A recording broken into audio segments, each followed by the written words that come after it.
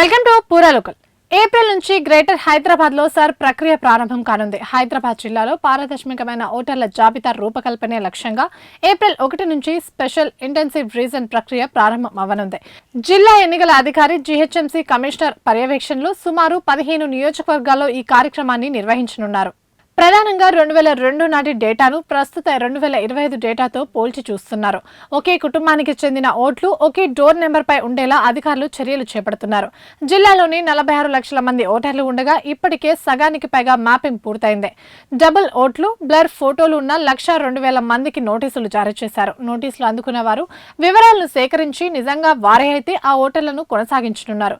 ఏదైనా తేడా ఉంటే ఆ ఓటర్లను డిలీట్ చేయనున్నారు. నోటీసులు ఇచ్చిన వారి ఓటర్లని 12 రకాల ఐడి ప్రూఫ్లతో ఏదైనా ఒక్కదాంతో పరిశీలించనున్నారు. వలస వెళ్లిన వారు, మరణించిన వారు, తప్పుడు చిరునామాలతో ఉన్న ఫేక్ ఓట్లను ఏరివేయడమే లక్ష్యంగా ఎస్ఆర్ ప్రక్రియ కొనసాగుతుంది. వరుసగా 3 సార్లు నోటీసులు ఇచ్చినా స్పందించని పక్షంలో ఆ ఓట్లను శాశ్వతంగా తొలగించాలని అధికారులు నిర్ణయం తీసుకున్నారు.